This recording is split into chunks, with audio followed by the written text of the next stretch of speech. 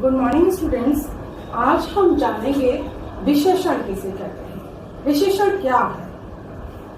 विशेषण का अर्थ होता है विशेषता। संज्ञा या सर्वनाम की जो विशेषता बताते हैं उसको क्या कहते हैं? विशेषण। संज्ञा शब्द जैसे सीता।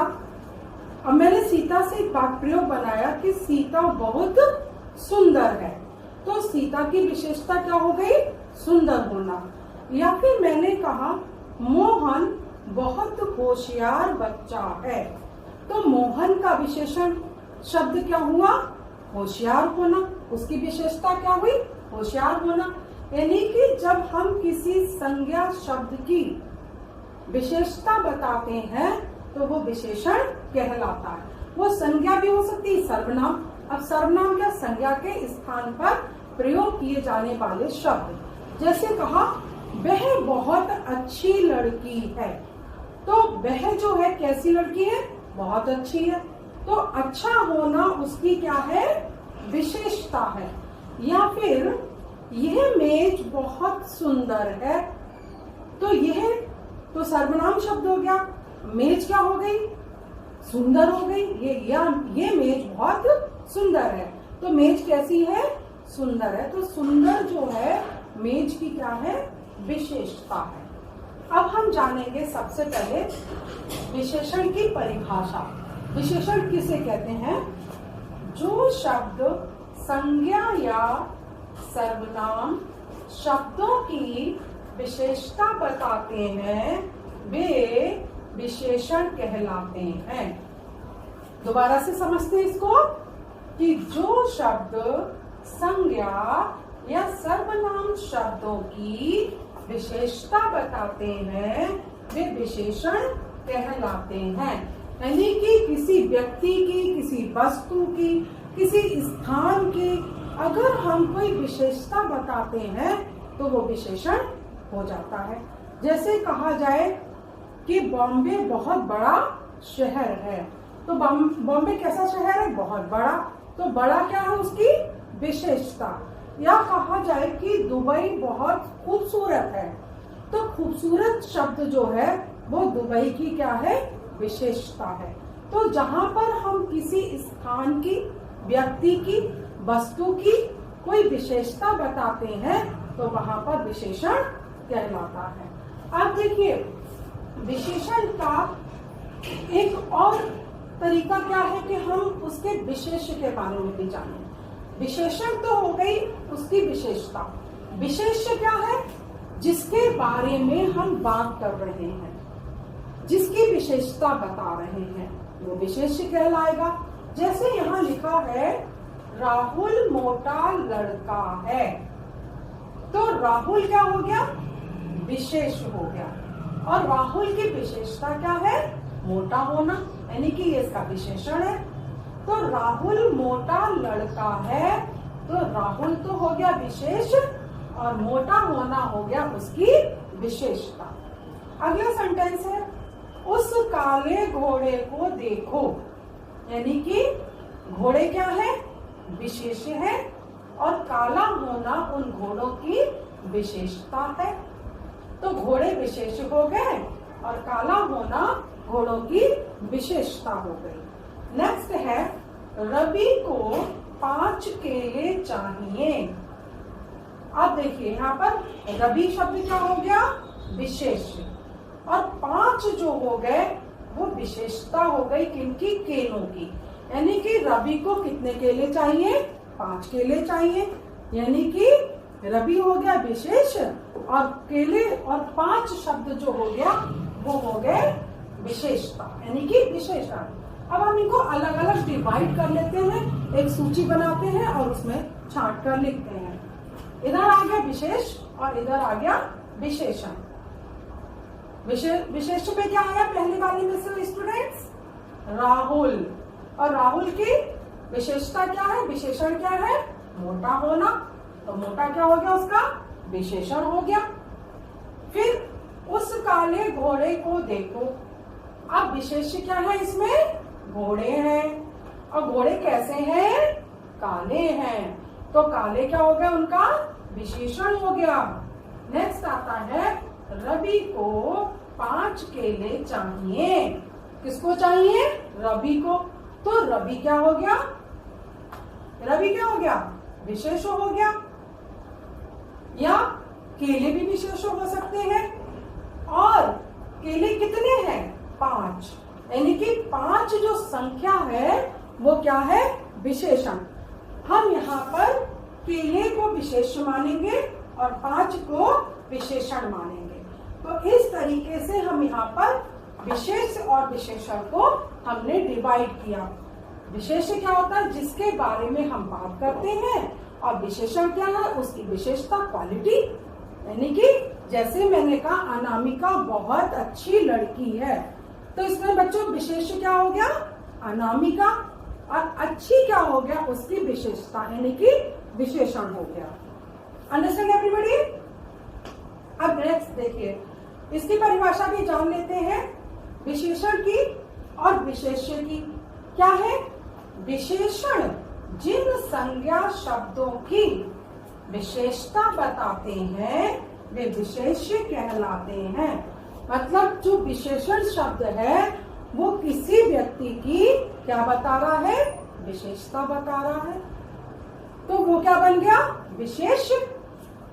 जो विशेषण जिन संज्ञा शब्दों की विशेषता बताते हैं वे विशेष्य कहलाते हैं।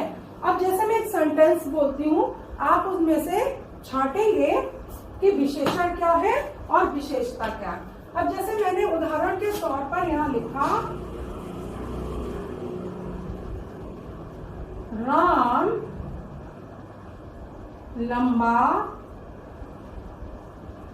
लड़का है। अब देखिए यहाँ पर विशेष क्या है? राम।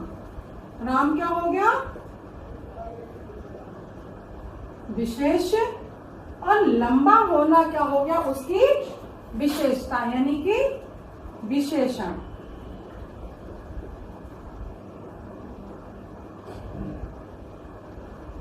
एक और सेंटेंस लिख लेते हैं, सीता अच्छा गाती है।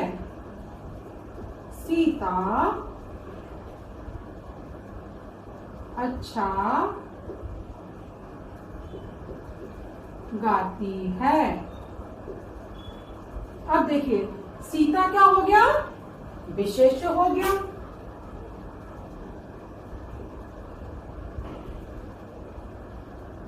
और अच्छा गाना क्या हो गया? उसका विशेषण।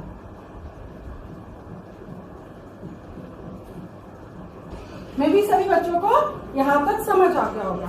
स्टूडेंट्स, तो अभी हमने सबसे पहले जाना कि विशेषण क्या है, विशेष्य क्या है। अब हम जानेंगे कि विशेषण किस किस की विशेषता बताते हैं। एक तो संज्ञा की और सर्वनाम की। जहाँ संज्ञा और सर्वनाम की विशेषता बताई जाए वो विशेषण कहलाता है। लेकिन विशेषण भी कितने प्रकार के हो सकते हैं। सबसे पहला है गुण या दोष संबंधी विशेषण। सभी को पता है अच्छा और बुरा दो चीजें होती है, या तो किसी के अंदर गुण होगा या दोष होगा, अच्छा होगा या बुरा होगा, दो बातें हमेशा होती हैं। अब सबसे पहले हम जानेंगे गुण के बारे में। जैसे यहाँ लिखा है महेश ईमानदार लड़का है। अब ईमानदारी क्या है बच्चों?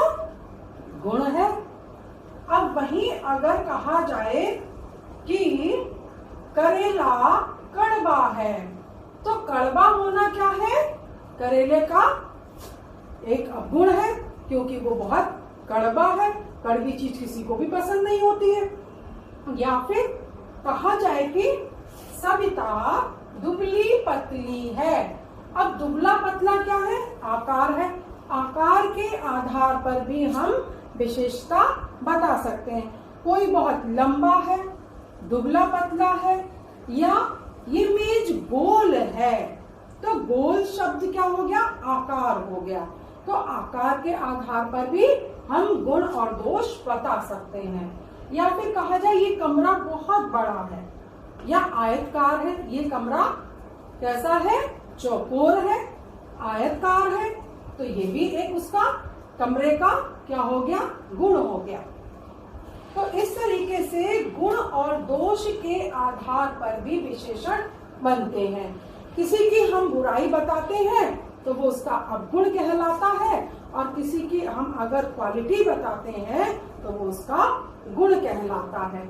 जैसे कहा आम बहुत मीठा है, तो आम का गुण क्या हो गया, उसकी मिठास, उसका मीठा होना।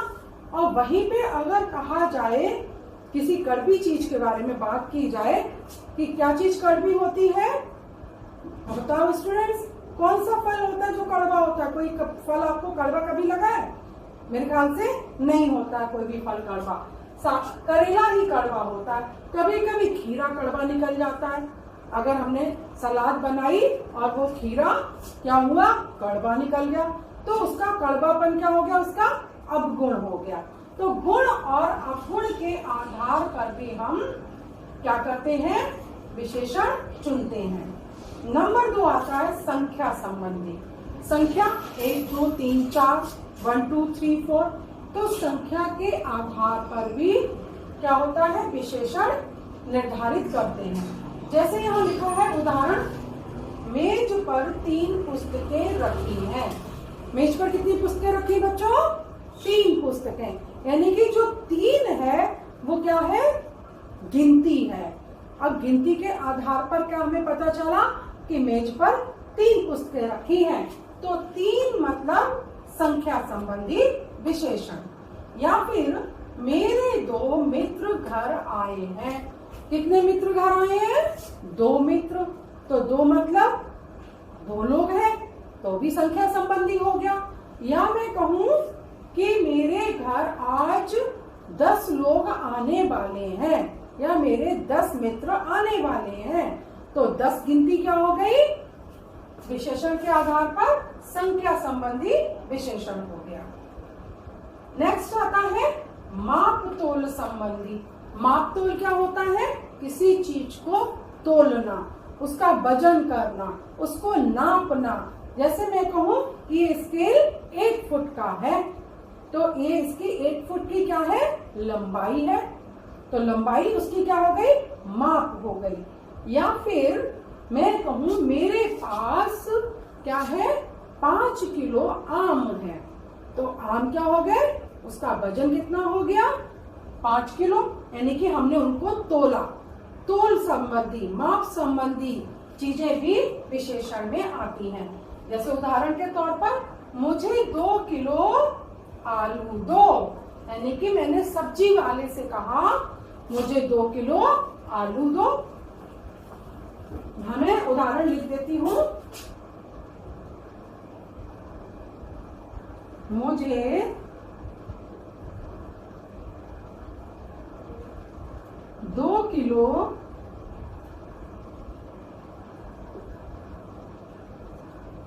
आलू दो। अब 2 किलो क्या है, आलू का वजन हो गया, यानी कि तोल हो गई, तो क्या हो गया, माप तोल संबंधी विशेषण। या फिर कहा थोड़ा पानी दे दो। थोड़ा मतलब उसकी कोई लिमिट नहीं है, जैसे जहां पर निश्चित नहीं होता है। मैंने आपको बताया अनिश्चित भी हो सकती है, कई बार माप तोल निश्चित भी हो सकती है। अब 2 किलो कहा तो निश्चित हो गई। अगर कहा कि थोड़ा सा पानी दे दो, तो थोड़ा मतलब आधा गिलास भी हो सकता है, उससे कम भी हो सकता है, पूरे गिलास से थोड़ा कम हो सकता है, यानी कि उसकी कोई लिमिट नहीं है। तो माप तोल क्या है, थोड़ा भी आ सकता है, वहां पे अनिश्चित भी हो सकता है। नेक्स्ट आता है मुझे 1 मीटर कपड़ा दो। 1 मीटर यानी कि उस कपड़े की माप निश्चित है, 1 मीटर ही कपड़ा चाहिए। अगर कहा जाता कि मुझे कुछ कपड़ा दे दो, तो कुछ का मतलब उसमें कोई लिमिटेशन नहीं है, वो 1 मीटर, आधा मीटर, 2 मीटर, 5 मीटर, कितना भी हो सकता है। तो माप जो है निश्चित भी हो सकती है, अनिश्चित भी हो सकती है। इसी तरीके से संख्या भी निश्चित भी हो सकती है, अनिश्चित भी हो सकती है। जब हम कई बार कुछ शब्द का प्रयोग करते हैं, थोड़े शब्द का प्रयोग करते हैं, तो वहां पर अनिश्चितता होती है। और इस तरीके से हमने विशेषण को तीन तरीके से जाना। सबसे पहले गुण या दोष के आधार पर, नंबर 2 संख्या संबंधी, नंबर 3 माप और तोल संबंधी। तो आज बच्चों हमने विशेषण के बारे में पढ़ा। विशेषण मतलब किसी की विशेषता, आपकी विशेषता, हमारी विशेषता, किसी की भी फल की विशेषता, किसी वस्तु की, किसी शहर की, हमने सब चीजों के बारे में जाना। तो विशेषण मीन्स होता है किसी की विशेषता। Understand everybody? Thank you so much.